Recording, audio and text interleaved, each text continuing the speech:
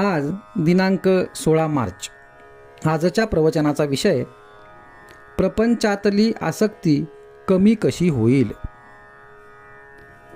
आज आमची स्थिती कशी झाली आहे पहा. प्रपंच आम्हाला सुटत नाही, भगवंताचे प्रेम आम्हाला पाहिजे. या प्रपंचावरचे प्रेम न सोडता आम्हाला भगवंताचे समाधान लाभावे अशी आमची इच्छा आहे. खरोखर प्रपंचातले आमचे हे प्रेम व्यभिचारी आहे. प्रेम ही वस्तू अशी आहे की ती एकाच ठिकाणी ठेवता येईल. एका म्यानात ज्याप्रमाणे दोन तलवारी राहू शकत नाहीत, त्याप्रमाणे आमचे प्रेम आम्हाला दोन ठिकाणी ठेवता येणार नाही.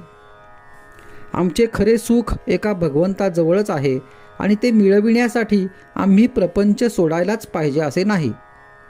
प्रपंचात आम्हाला वाटणारी आसक्ती ही मुख्यतः नाहीशी झाली पाहिजे. शास्त्रात सुद्धा हेच सांगितले आहे. शास्त्र हे अनुभवाचे बनलेले आहे. आमचा अनुभव आम्ही शास्त्राबरोबर पडताळून पाहत नाही. प्रपंचाची खरी किंमत आम्हाला कळल्याशिवाय त्याच्याबद्दल वाटणारी आमची आसक्ती कमी होणार नाही.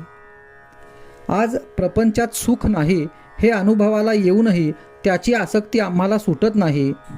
ती आसक्ती सुटायला काय मार्ग आहे तो आम्ही पाहणे अगदी जरूर आहे.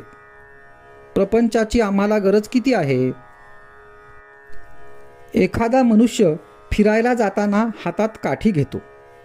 त्याला हातात काठी घेणे हे भूषण आहे असे कोणी म्हणत नाही. त्याप्रमाणे भगवंताकडे जायला प्रपंचाची आम्हाला आधारापुरतीच गरज आहे.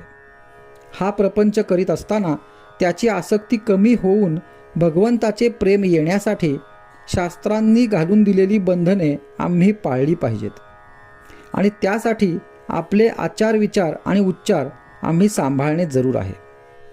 आपण आपल्या संस्कारांप्रमाणे वागलो तर निवृत्तीमध्येच जाऊ, कारण आपली प्रवृत्ती ही सर्व निवृत्तीपरच आहे, यात संशय नाही. आता यापुढे आपण रामाच्या नावाने प्रपंचाचा धंदा करूया, म्हणजे नफा तोटा त्याचाच होईल.